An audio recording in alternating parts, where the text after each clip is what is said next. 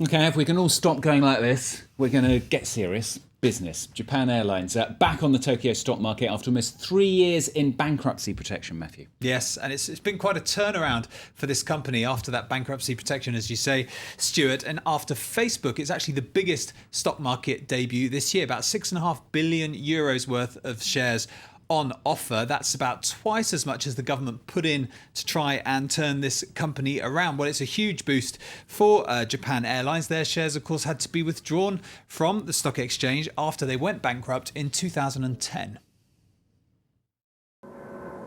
It's a triumphant turnaround. Bankruptcy forced Japan Airlines from the Tokyo Stock Exchange in 2010.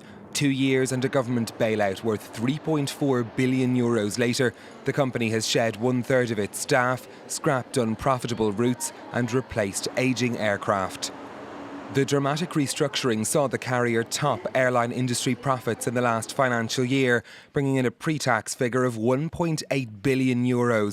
That compares to a loss of €6.1 billion 3 years previously. If the share offer is fully subscribed, it could see the company's value surpass that of its rival, All Nippon Airlines. ANA has claimed that the tax breaks and government support given to Japan Airlines were unfair and wants steps to be taken to ensure the carrier doesn't enjoy an undue advantage as a result.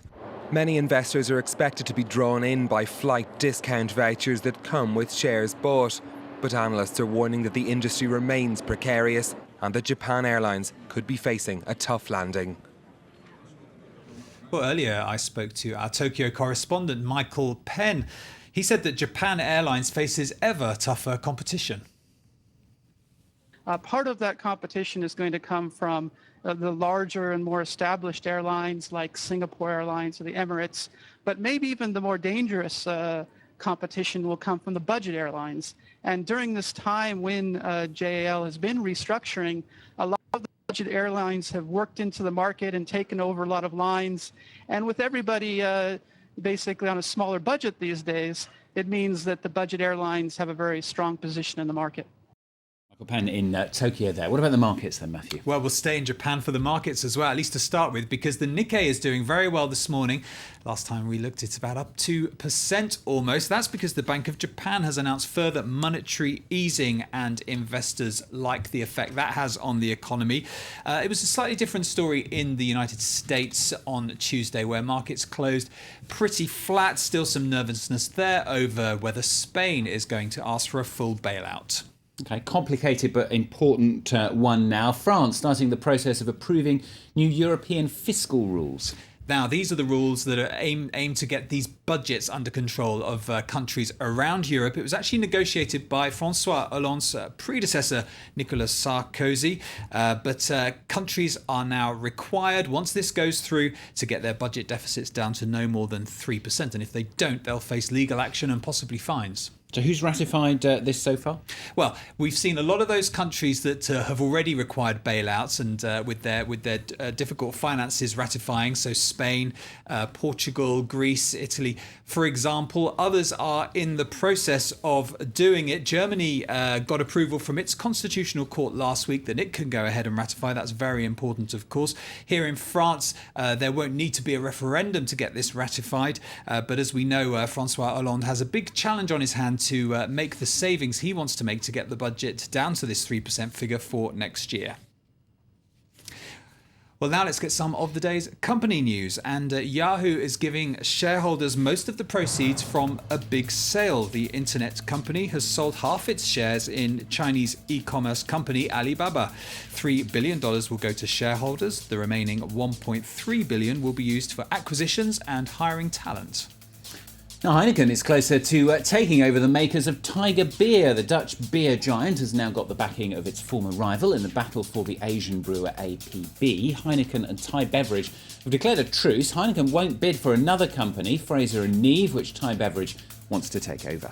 And political fallout from changes to the retail industry in India. Under the new rules, large foreign retailers like Walmart and Tesco will be able to invest in the country. The price of diesel is also going up. Well, the Trinamool Congress Party is resigning from the coalition, saying those measures will hurt the poor. Going to talk technology now. Some technology experts are saying Apple's new iPhone was not that new, but it's already had an incredible 2 million pre-orders. That's right, and that saw the share price up at $700. And it seems that Apple's not just good at the technology and marketing, it also helps increase its earnings with some clever financial manoeuvring. In just a couple of days, the iPhone 5 will make its debut in store. The latest piece of must-have Apple hardware will bring in millions of dollars for the US company, but the US Treasury will see little of that money. The products may have been developed in the US, but the patents are registered with a subsidiary in Ireland. It's that subsidiary that receives the millions of dollars in royalties from the sale of Apple products worldwide. Under US law, profits earned overseas are not taxed in the US. So Apple moves as much of its profits as possible abroad. We believe that today around 70% of Apple's global profits are moved out of the United States. From subsidiary to subsidiary and from country to country, the final destination for Apple's millions is the tax haven of the British Virgin Islands. It's a widespread industry practice. Google is also set up in a favourable country, Microsoft too, in Ireland. It goes far beyond Apple. Apple's not the only company to be playing this game. They're all doing it. The strategy helps Apple post massive profits, but the benefits don't necessarily trickle down to the company's employees. Staff at Apple stores in France are wearing these bracelets in protest over their working conditions and are threatening to go on strike.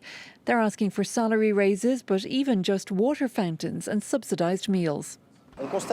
We see Apple earning billions of euros. They have 100 billion euros in cash reserves. But when we ask for a little lunch money, we're told, no, it's too expensive. You're too expensive. Meanwhile, Apple shares are at a record high. They've hit $700 for the first time.